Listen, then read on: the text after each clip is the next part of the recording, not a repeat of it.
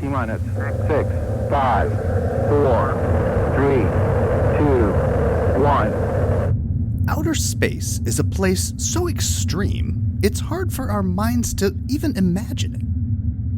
Out in the vacuum of space, there's no air to breathe, no gravity to hold you down, and a constant barrage of radiation. And just to get there, you need to travel fast enough to escape Earth's gravity. If you want to stay in space for more than just a few moments, you'll need to be going at least 17,500 miles per hour.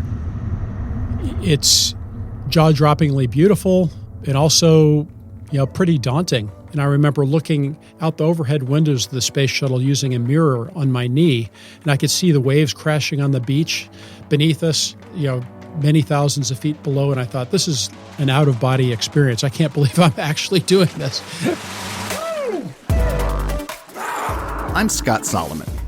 In this episode, we're testing the limits of human abilities by leaving our wild world behind and heading out into space with physician, explorer, and former NASA astronaut Scott Parazynski.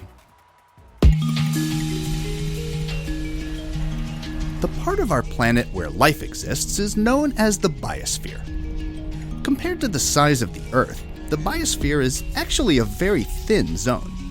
It ranges from the deepest parts of the sea to a few miles up into the atmosphere. All people, and most other living things, live somewhere in the middle of this zone, where conditions tend to be the most suitable. But we learn a lot by exploring the edges of the biosphere, where conditions can just barely support even the most hardy organisms. And by venturing beyond the biosphere, by leaving Earth and traveling into space, we can really test the limits of what our bodies are capable of. There aren't many people alive today who know more about being in extreme environments than Scott Parazynski. He's an emergency medical doctor who has climbed some of the highest mountains on Earth.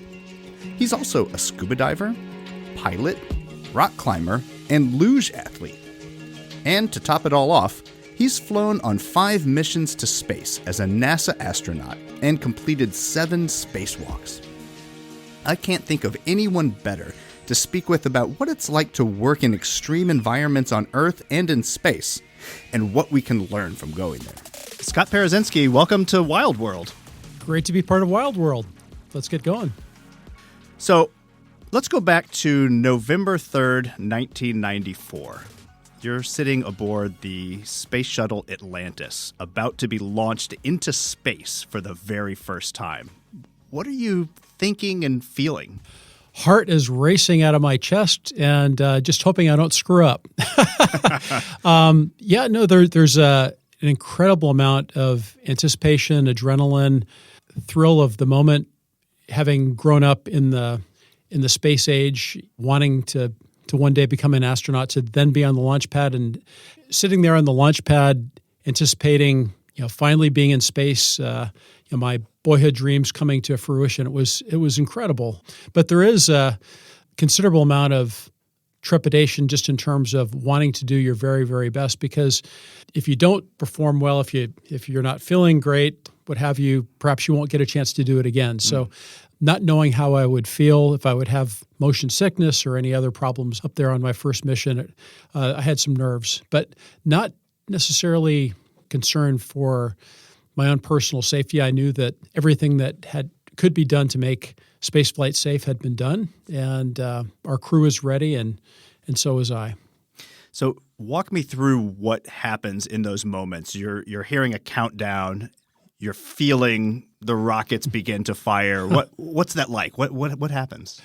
Well, you end up getting buttoned into the space shuttle about 2.5 hours before the launch, and it's actually quite boring sitting there on your back. Your legs are above your heart level, so you start to note that your bladder is getting quite full, and you're appreciative of the fact that you're wearing a diaper. But as the clock ticks down, you come out of that final 9-minute hold, T-minus 9 minutes. Things get pretty serious. We'd been joking around and trying to keep it lighthearted up until that point. But at this point, coming out of the 9-minute hold, we realized that there's a pretty good likelihood we're actually going to fly in space today. and things get quite serious. The switch throws that we're making have significant impact, and the butterflies start to really flitter around the cockpit there. And it all really gets serious around 10 seconds before the launch. The water deluge system beneath the shuttle comes alive, and it's an enormous amount of water that gets flooded beneath the shuttle to make sure that the rocket engines don't basically tear the launch tower apart as we leave the planet.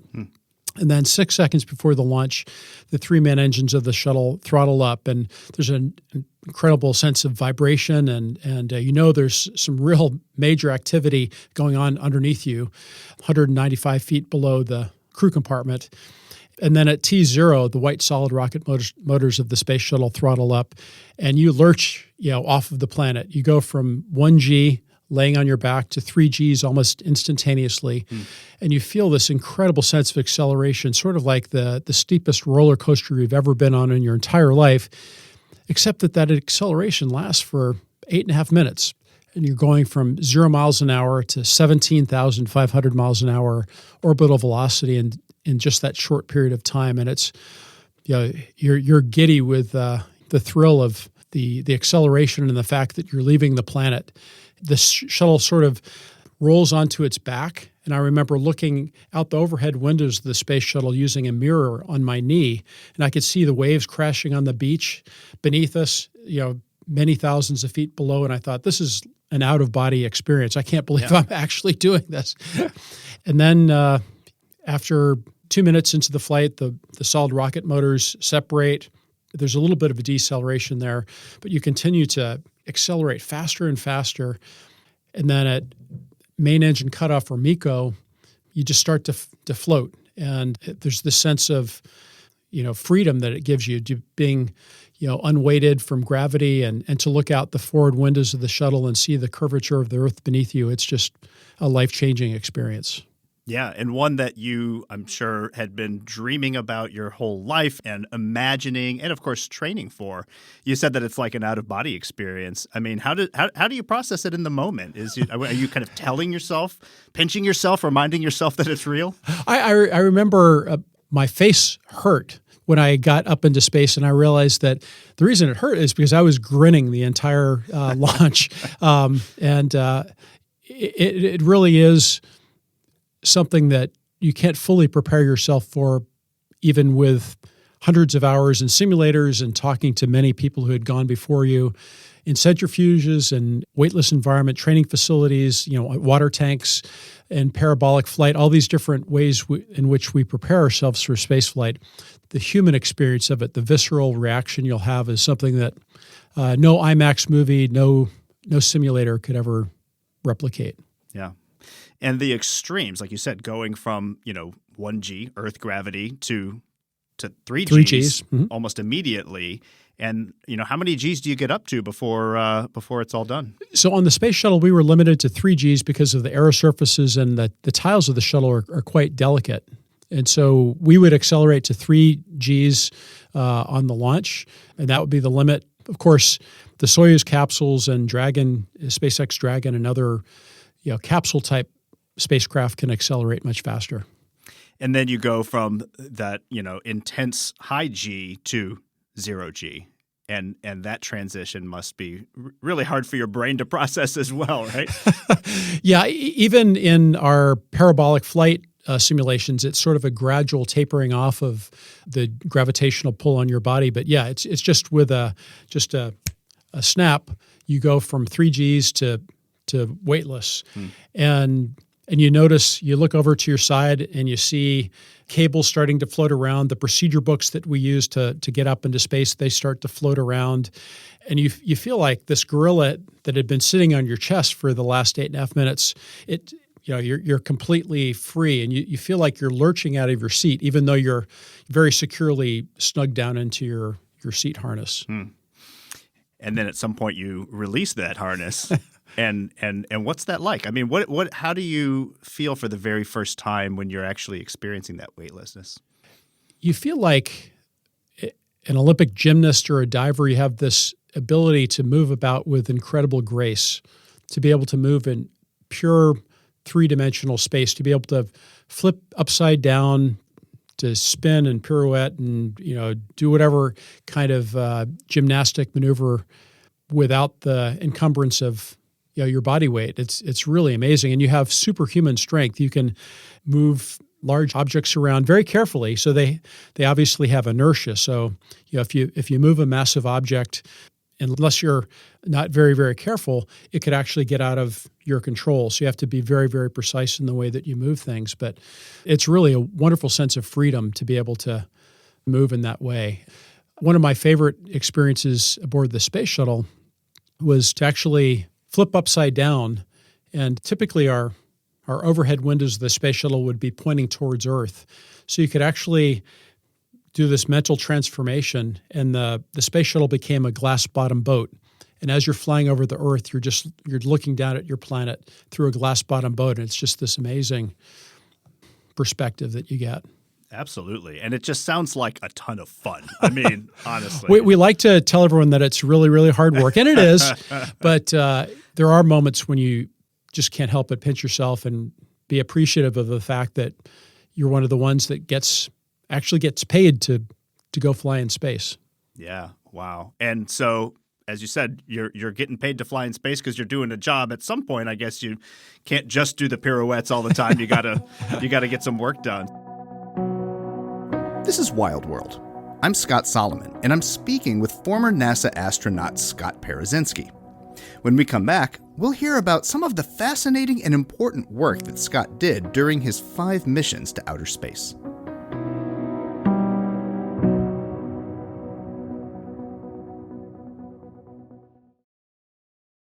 If you want to see our wild world for yourself, one of the best ways is with Lindblad Expeditions. Discovery is in the Lindblad DNA. They've been exploring the most amazing places on the planet for more than 50 years. They have the most advanced fleet of expedition ships in the world, and their trips create unprecedented opportunities for guests. Visit expeditions.com to see where in our wild world you'd like to explore next.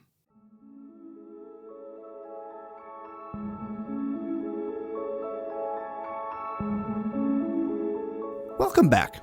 You're listening to Wild World. I'm Scott Solomon, and my guest is veteran astronaut and explorer Scott Parazynski. So what are some of the science projects that you were involved in your career with NASA? Yeah, the reason we go to space is to improve the quality of life here on Earth and also to understand our origins within the solar system and within the universe. So it's a very profound scope of work, I would say. But ultimately, what we're trying to do is to do science that will benefit all of humanity. And so the work spanned from the life sciences, looking at the aging process. When we go into space, it's like an accelerated aging, believe it or not. Our muscles and bones don't have to resist gravity, so they weaken. Our heart muscle doesn't have to pump against a gravity gradient, so it too actually goes on holiday. And it's potentially a real threat if you don't exercise while you're up there. Our inner ear has a different environment, so balance disorders are a threat. Our immune function is also, for some reason, suppressed to a degree. So there are a number of different aspects of our well-being that are impacted by going into space. So we can use spaceflight as a laboratory to test countermeasures for aging well. So, for example, countermeasures to osteoporosis that affects all of us as we age, but in particular postmenopausal women. If we can develop exercise countermeasures and pharmaceuticals that can help astronauts in space, we can help people here on Earth. We can study technologies to improve plant growth, to support hydroponic plant growth and improve crop production around the world. We can study high-tech materials for firefighters and our military warfighters, study combustion physics, all sorts of material science experiments that we've done. And obviously looking at our environment, looking at global environmental change monitoring that we can track using our camera systems looking back on Earth, and looking further beyond, looking to the heavens, obviously the Hubble Space Telescope and other assets looking beyond. How did we get here? What comes next? So lots of different types of science that we conduct. And in addition to being an astronaut, you're also a physician, and that probably allowed you to do some science that maybe you wouldn't have otherwise been able to do in orbit, right? Absolutely. One of my most cherished memories of being an astronaut was actually a life sciences mission that involved Senator John Glenn. He was the very first American to orbit the Earth back in the early 60s. He later became a United States Senator, spent 4 terms as a U.S. Senator, but he came back at age 77. And it wasn't just a joyride. In fact, there's a lot of wonderful science that took place to essentially understand that aging process I was just talking about. But even for a younger astronaut, like I was at the time, this is quite a few years ago, I would experience these aging changes over the course of a 2-week flight in space. Well, how would it affect a 77-year-old astronaut? And how would John Glenn's physiology changes differ from me and the rest of my crewmates? And so that was a really wonderful suite of experiments that we studied: immune function, sleep, muscle function, cardiovascular physiology over the course of our mission. So one of the other really exciting but also challenging aspects of being an astronaut that you got to participate in was doing an EVA, or a spacewalk. So what are some of the ways that you have to prepare for doing a spacewalk? It's the ultimate astronaut experience, I think, to go outside of your spacecraft in your own personal spaceship. You may not realize it, but engineered around the astronaut is a spacecraft. It obviously is in the form of a human being that with the spacewalking astronaut inside, but everything that you need to sustain life, to obviously provide oxygen and remove carbon dioxide, but also to withstand the elements, the huge temperature extremes, the risk of orbital debris. To have the ability to work at night, you need lights, cameras, tools, a jet backpack. It's really an extraordinary human experience to be out there. But we have to do really challenging work in a very demanding environment with a suit that's actually 13 layers thick. There are pressure layers, there are thermal layers, and Kevlar outer coating, of course. And so even a simple task of grabbing onto a power tool, for example, takes energy and endurance.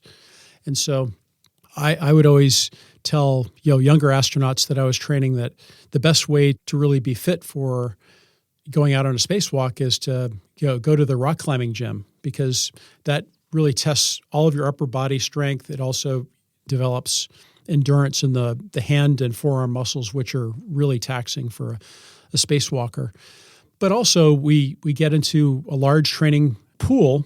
It's called the Sonny Carter Neutral Buoyancy Laboratory. It's down in Clear Lake, not too far from here.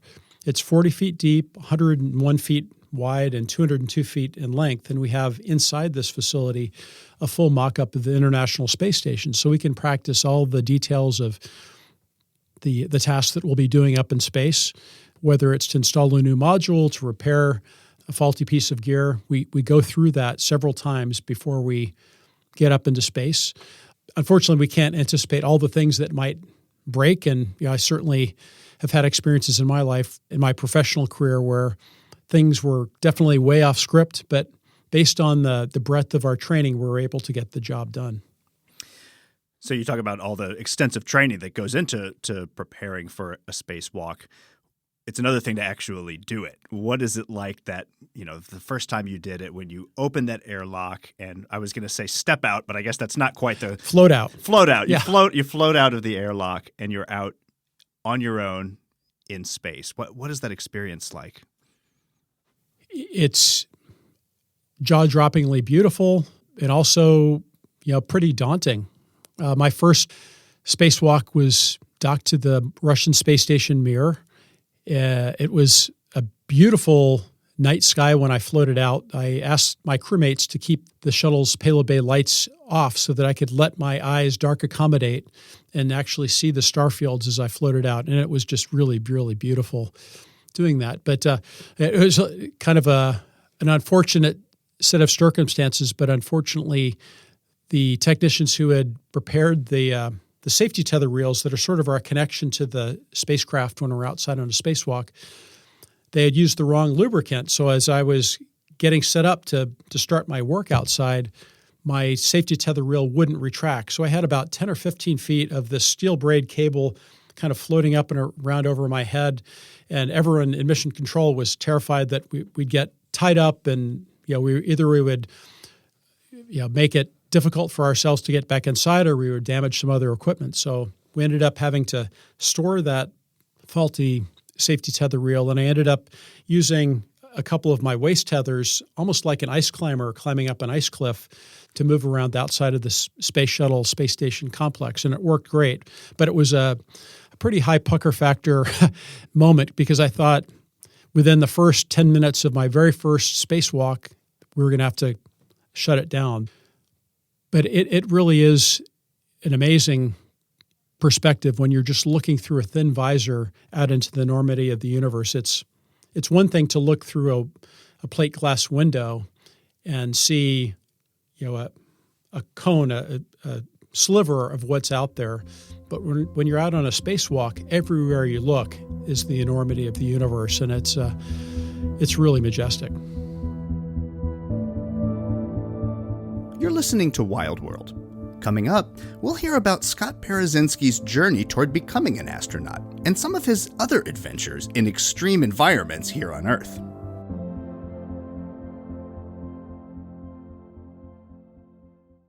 The Rice University Traveling Owls program offers exciting intellectual itineraries to destinations around the globe. Traveling Owls trips serve as a catalyst for lifelong learning and strengthen bonds between Rice University alumni and friends. You don't have to be a Rice alum to participate in Traveling Owls programs. Visit alumni.rice.edu/travelingowls to see a list of upcoming trips.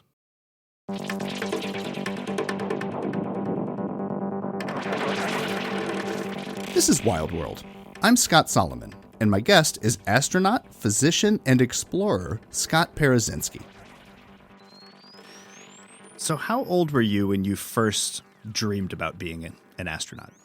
I believe I was 4 or 5 years old when I first started seriously looking to the space program and to the stars as something that I'd like to do. My father worked on the Apollo program when I was very young, so I remember vividly at age 7 seeing the launch of Apollo 9 from Cocoa Beach. My dad had special seats to see it from the Kennedy Space Center, but my mom and I watched the launch from the beach, and the cards were set at that point. I knew exactly what I wanted to do. I didn't know whether or not I'd actually be able to achieve it, but tenacity, pays off sometimes. Yeah. So you had a very interesting childhood. Your family lived in a number of different places around the world. I think your family moved to Senegal when you were in junior high? I was 11 years old, yeah. Yeah. So what was that like? That's a hard age for a kid to move to a new place, a very different place, I would imagine. What was it like for you? It was very difficult initially, and of course I'd done a little bit of travel prior to that. I think I had been to Europe one time, so I knew that I wanted to travel. I loved traveling. We traveled quite a bit across the U.S., but the idea of going to West Africa, that sounded so exotic, and I had my good friends, that I didn't want to leave, transitioning from 6th to 7th grade. So it was a pretty significant, leap of faith that my parents took, but they were very adventurous as well and thought that it would be a great family adventure, and it turned out to be. I think the opportunity to see the world as I did as a young person, and also to appreciate that some of life's greatest lessons come from outside of the classroom. It's not just in the textbooks and the chalkboard learning that we have, but it's the people that we meet and the opportunities that we take. That's something that I've carried with me my whole life. So you wrote in your book, The Sky Below, that you feel home underwater. You feel it at home when you're in the water. And if I'm not mistaken, I think you learned to free dive when you were in Senegal at a pretty young age. I did. I was very fortunate to have the opportunity on the weekends to go to Ngor island just outside of Dakar, Senegal. And I was a fish. I was snorkeling all day long. And then one weekend, I remember some French kids had just come back from a dive, and they had an extra set of Twin 80 tanks. And I was asking questions, and they strapped the pair of Twin 80s on my back. And the only instruction I really received was, come up when you run out of air.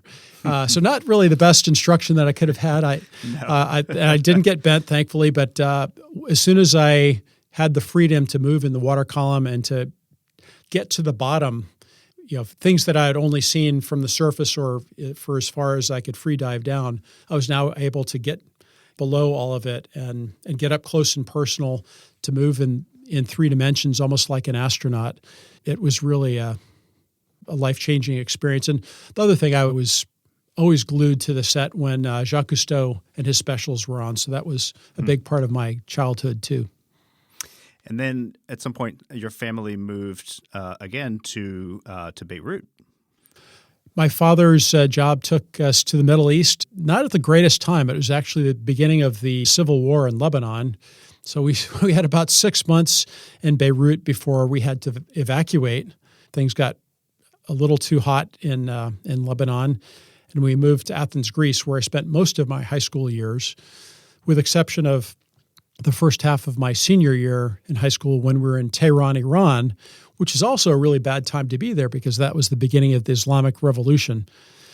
So understandably, a lot of my friends were convinced that my dad worked for the CIA or something like that because we were always ending up in these terrible places at the wrong time. I think you wrote in your book that you arrived in Tehran something like a matter of just days before martial law. 3 days before martial law was declared. Wow. Yeah. Wow. So what kind of an impact did that have on you as a kid?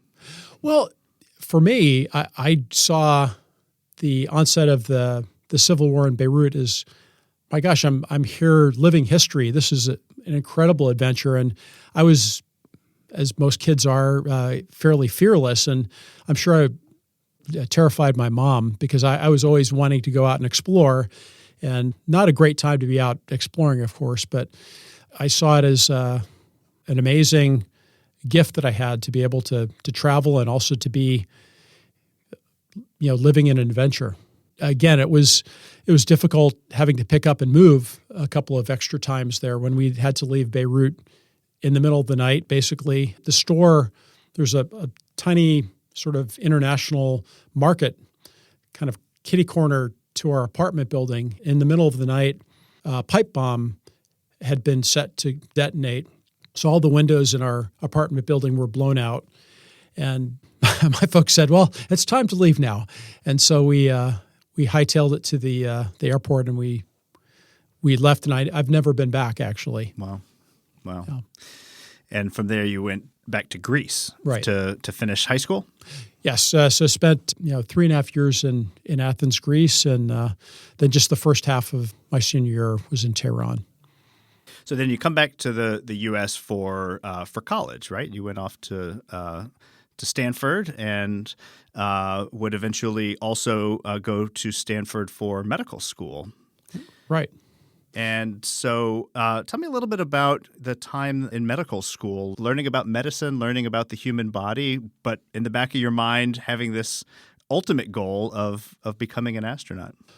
I think growing up I had the dual goals of becoming a physician and also becoming an astronaut. My grandfather, who sadly died before I was born, he was an eye surgeon, but he had an aneurysm. And even my dad never got a chance to meet him, sadly. But the stories that I heard about him, and my grandmother was a nurse in his clinic, and just understanding the benefit that healers have, obviously, in the lives of their patients, I really wanted to be a part of medicine. But I also recognized that they needed doctors in space one day, and their life sciences needed to be done in space. The very first space shuttle class of astronauts hired in 1979 included a number of physicians. So I put it all together. This is my pathway to the stars, and thankfully I was in the right place at the right time. So how would you say that your medical training helped you to prepare for life as an astronaut? I think as a physician, and also in particular an emergency physician, being able to manage the unknown. As an ER physician, you don't know who's coming through the door next. It could be a gunshot wound to the chest, or it could be a sore throat. And you need to possess an enormous amount of knowledge, but also be very flexible, be very observant, work well in a team environment because you can't know it all or do it all. And I think that generalist kind of perspective really helped me a lot as an astronaut. Also, I think just the understanding of physiology in the extreme, that's really what spaceflight is. It's taking the human body into a very, very foreign environment where there's an absence of gravity, there's a higher radiation flux. There are all sorts of different aspects to living and working in space. That generalist mindset and also intellectual curiosity really helped me a lot. You wrote in your book about how your very first patient died shortly after you How's that for a statistic? Saved him. Yeah. An inauspicious beginning, I suppose. Yes, it sure was. How did that affect you? It was a really amazing preclinical experience that I had. It was my very first term at Stanford Medical School, and they had a rotation in emergency medicine, and we were able to spend time with the paramedics and in follow through on cases. And so I remember my very first night rotating with the paramedics. We went to George's house, and he was in a full code. So he was full cardiac arrest, and I performed cardiopulmonary resuscitation, CPR on him. We were able to shock him and resuscitate him and got him to the Stanford Hospital emergency department. He coded again. I was there. I stayed with him, and we were able to resuscitate him. We got him to the intensive care unit, and sadly, the following morning, he passed. But it was quite traumatic, and when I first learned of his passing, because first off, I was completely exhausted. I had been up most of the night with him, and I was also euphoric by the fact that we had actually saved his life, and I had been part of saving his life initially.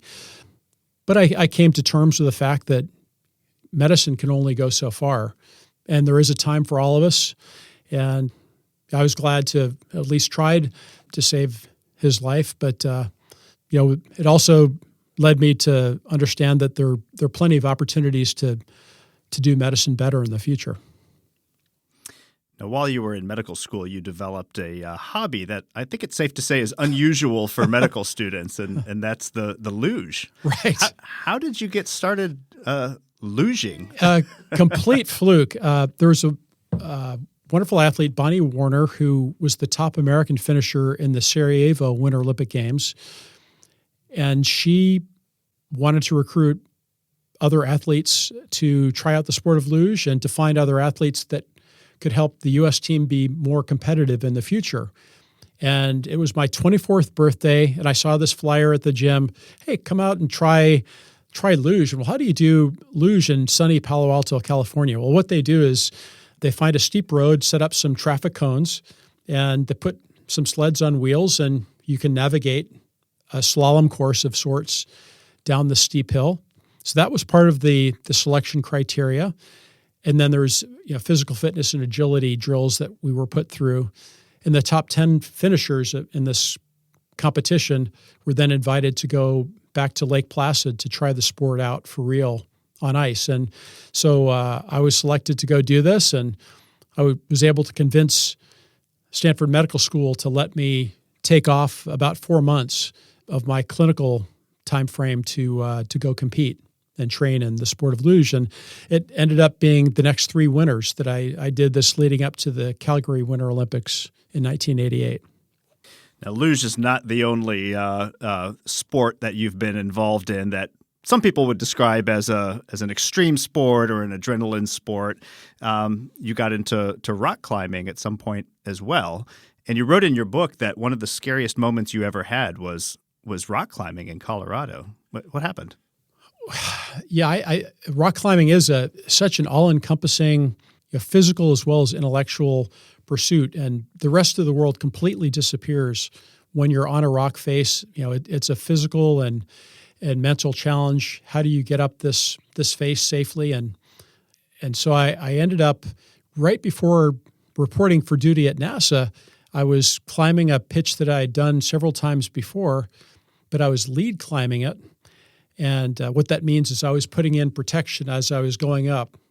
What I didn't think through, as I should have, is that every time I had climbed it before, we had used what's called a top rope, where we set up a rope at the top, sort of like a pulley, and so that if you were to fall, you'd fall a foot or two, you'd get your bearings and continue on up. Unfortunately, this was the type of a route where there really weren't any cracks or bolts in which to put in protection. So I was up perhaps 30 or 40 feet without any protection, and I realized there was no place for me to put in a device, a cam or a nut or anything like that would protect my fall. And the only way for me to get past this thing was to keep on going higher. And I remember I had incredibly sweaty palms at this point. My legs started to shake. We call it sewing machine leg, but your adrenaline is going, your heart's racing, and you realize that the only way out of this thing, there's no down climbing. You couldn't climb to either side of the route. I had to keep on going up. And if I were to fall, it probably would have been fatal. So it was a real wake-up call to me. I had let my situational awareness drop to the point where I could have really hurt myself. So from that point forward, I evaluated risk in a much more rigorous way. So another aspect of your work in extreme environments has been at high elevations. You've done quite a bit of mountaineering, including an expedition to a very high elevation lake in the Andes. What were you doing there? I was invited to participate in an expedition to La Conquebra volcano, which is one of the highest lakes in the world. It's nearly 20,000 feet above sea level. And it's an environment that scientists think is akin to what Mars must have been like about 3.5 billion years ago. So I was there with a group of scientists that were studying life in the extremophile life. So I was invited to join this expedition both as an astronaut. We were thinking to use this as an environment to train future Mars astronauts to do field research, but also as a mountaineer and as the team physician. And one of the things I got to do was actually to free dive in this Summit Caldera Lake. And it was nearly 0 degrees, freezing temperature. And half of the lake was covered in ice and half of it was open water. So it was really an otherworldly experience. Not the most enticing place to go for a swim. No, not so much. So you were free diving, so not Yes, scuba diving. that's on right. That. Okay. Yeah. I see. How far down did you go? The lake was, I think, max about 10 feet. Okay. But what was interesting about it, there were actually mats of cyanobacteria, so this reddish mat on the sandy floor of the lake, and we were able to collect some of that, and biologists, of course, studied it, and it's really remarkable to think that everywhere we look on Earth, even in the most inhospitable places, life finds a way to thrive, whether it's at the top of the Andes, in Antarctica, deep in our oceans and geothermal vents. Life finds a way to hang on and even to thrive. Yeah. You had an injury soon after that, if I'm not mistaken. Is that right? I did. I'm not sure I'd describe it as an injury as much as a result of that expedition. I ended up finding out that I had a hole in my heart called a patent foramen ovale, or PFO. And as a result of being in coach on a long flight home and also spending about 3 weeks at altitude, I had very thick blood, sludgy blood that created a clot in my heart, which ended up throwing a clot into my brain. And so I had a small stroke that took part of my peripheral vision as a result of that expedition. So I was very, very fortunate to have some amazing doctors, including my flight surgeons at NASA. And at UT Herman Hospital, they put me in hyperbaric oxygen. And thankfully, I don't have any residua from that event. And they ended up putting in a little seal in my heart, catheter-based procedure, and I'm as good as new. That's great. Yeah. That's great. Yeah. Speaking of extreme environments, you were the first, and you're still one of just a handful of people who have both been to space and also summited Mount Everest, the highest point on Earth. Yeah, it was really wonderful to have those 30 minutes atop our planet. I had seen Mount Everest and, of course, the Himalayas from space, and it latched in my brain. I would really love to see what this looks like, with my own boot prints. So I had this beautiful photograph of the summit of Mount Everest that I had taken from space over my desk for many, many years, and I was daydreaming about it. And finally, I had an opportunity to go climb the mountain, and I went for it. So tell me about that first trip up Everest. You had some challenges. Lots of challenges. It's certainly the most physically demanding thing I've ever done, but also perhaps the most mentally taxing as well, because there's so many voices in the back of your head saying, this is really, really hard. Time to turn around. And it takes judgment and experience to know, well, this is red line, but I still have reserve here. I can keep on going versus this is pathologic pain or whatever, and time to turn around. So I was in really great shape on my summit push. This is May 19th, 2008. I remember the date quite well. And I was on my summit push, arriving at Camp 3 on the side of Mount Everest at 24,500 feet. And I'd had some low back pain that morning, but I cinched my waist harness as tightly as I could, sort of like a weightlifter's belt. And I was able to do the climb. But as soon as I released the pressure at high camp there, I was in excruciating pain, and there's nothing I could do to get rid of it. And I was writhing in pain all through the night, even though I was trying to ice my back down and rest as best I could.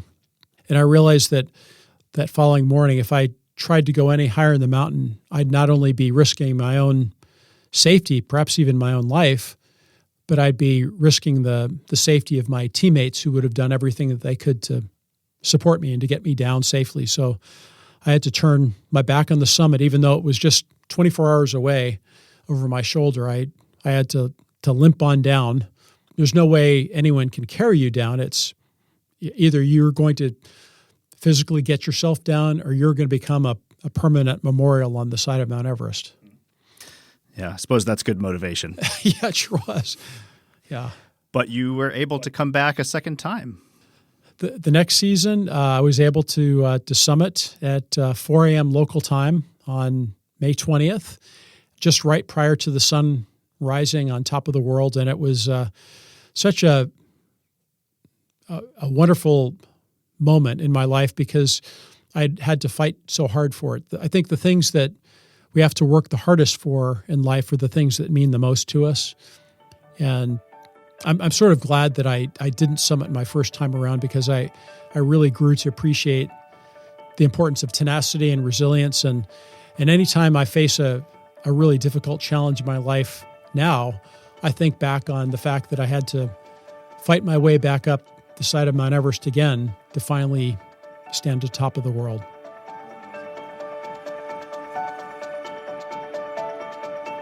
I'm Scott Solomon, and you're listening to Wild World. My guest is physician, explorer, and NASA astronaut Scott Parazynski. In our final segment, we'll hear what being in space and other extreme environments has taught Scott about Earth and about us humans.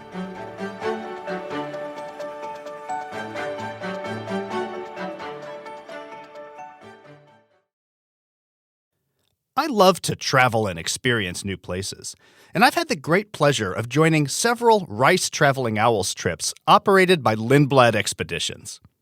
Each of these trips, from the Galapagos Islands to the Belize Barrier Reef, Baja California, and the Upper Amazon River, has been absolutely incredible. Lindblad Expeditions make nature and wildlife accessible to anyone. Visit alumni.rice.edu/travelingowls or expeditions.com to learn more and to see where in our wild world you'd like to explore next.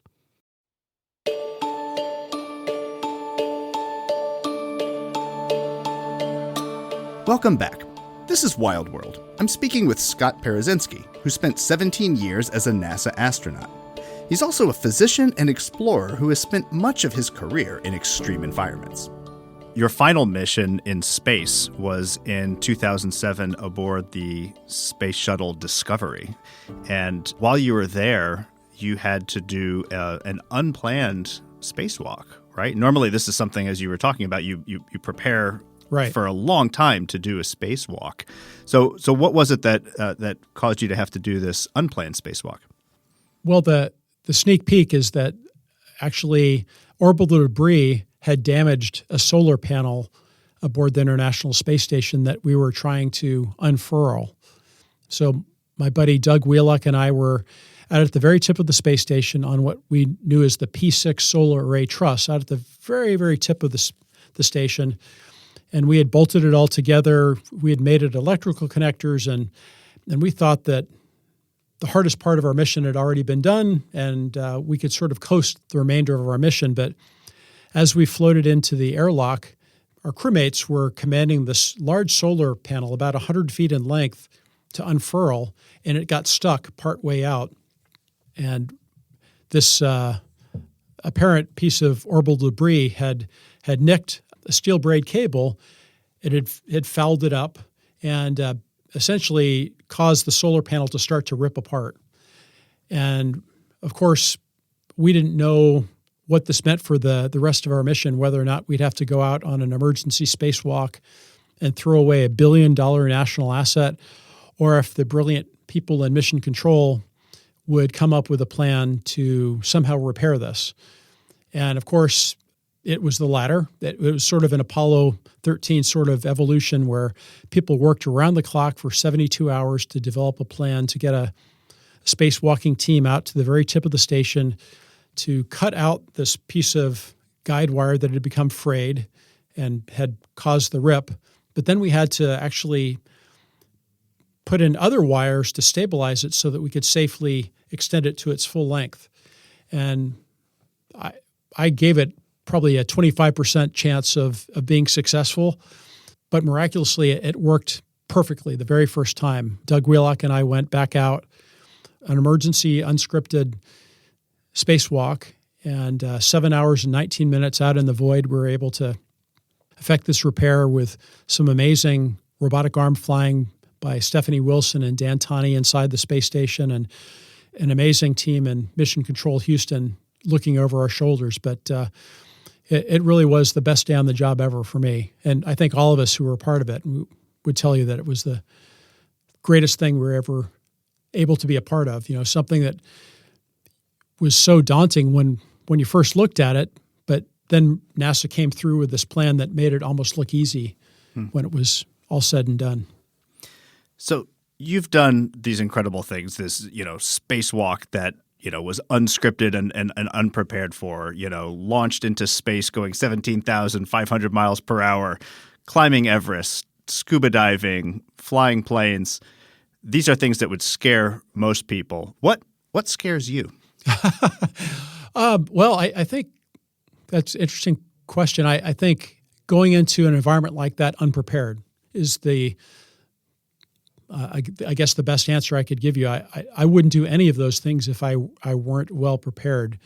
I'm not, believe it or not, a risk taker. I'm a risk mitigator. So I like to understand the perils of where I'm going. And I think if you're physically, mentally, technologically prepared to do the exploration, you can do it relatively safely. There's certain risks that you can't mitigate. On Mount Everest, you can't anticipate an avalanche, for example, but you can get up really, really early before the sun hits the mountain and minimize the likelihood that an avalanche is going to bury you. So you try and understand the risks as best as you can and to mitigate as many of them as possible. So you were describing the feeling of being in space and looking back at the Earth, and particularly when you're out on a spacewalk with nothing between you and the cosmos but that visor.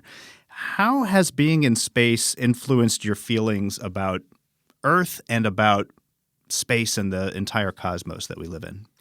I think every astronaut comes back at some level an environmentalist. You can't help but be awed by the beauty of our planet, just this iridescent brilliant blue that you see of our oceans. Our planet really should be called ocean rather than Earth. There's 70% covered in water, and it's magnificent. And of course, a very paper-thin atmosphere above it.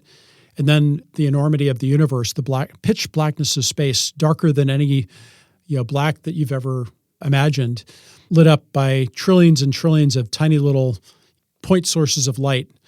The stars don't twinkle in space, twinkle, twinkle, little star. We don't have an atmosphere between us and the stars when we're orbiting Earth. So it's magnificent, but also you appreciate how fragile the planet is, and you can also see the scars that humanity is inflicting on the planet as well. You see jet contrails, you see bilge dumping in the oceans, you see deforestation, you see traveling over Siberia, you can see soot along the Trans-Siberian Railway.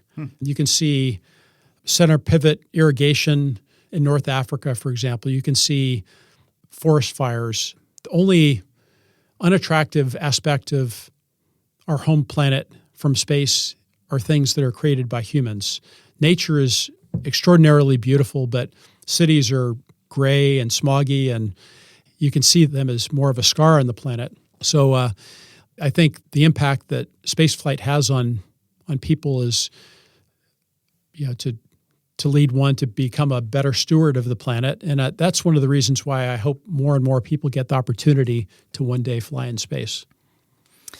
As a physician and an astronaut and someone who has climbed Everest and been to these other extreme environments, you have a unique perspective on the human body. What have all of these experiences taught you about the human body? I would say that the human body is extraordinarily adaptable. We can adapt ourselves to living and working underneath the oceans. We can live and work in the weightlessness of the International Space Station. We can live in partial gravity environments. We can travel to high altitudes and adapt our bodies to the thinning atmosphere there. So evolution has really created a wonder in us human beings. And so with proper preparation, we can do amazing things. And the other thing that I would say is that by being explorers, it's actually forced us to become better innovators.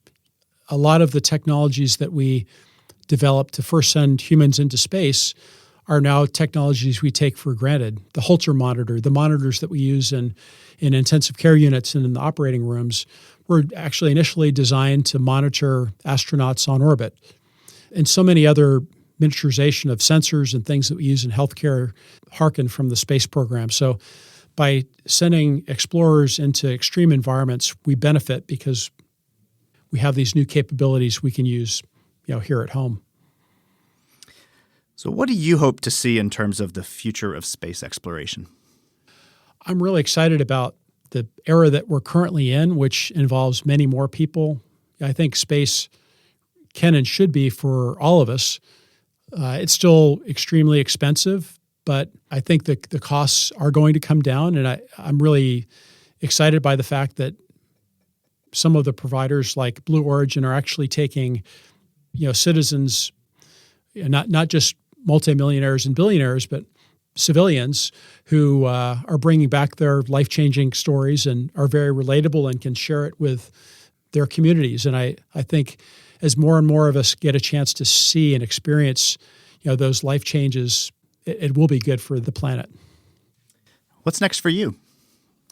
Well, I'm really, really busy with technology innovation, and I'm an entrepreneur. I have a company called Fluidity Technologies that's involved in electric vertical takeoff and land aircraft development, as well as human-machine interfaces to be able to move more intuitively through physical and virtual space, as in like flying a drone or a surgical robot.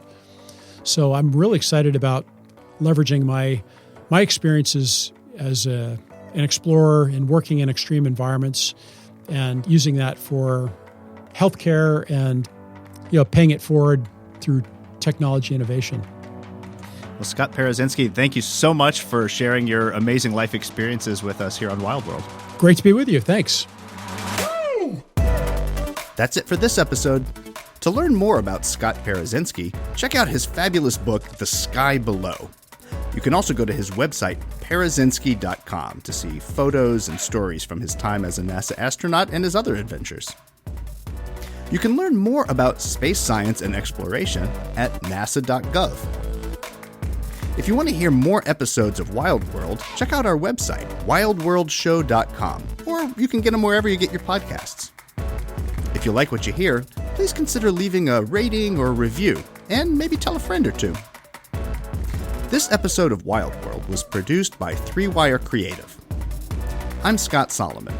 Join me next time as we explore another part of our wild world.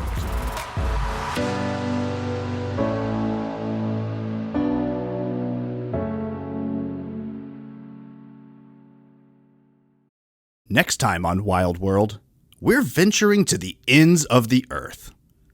Join me and my guest on a journey to a faraway land, on a mission to learn about what it's like in places much, much, much further away.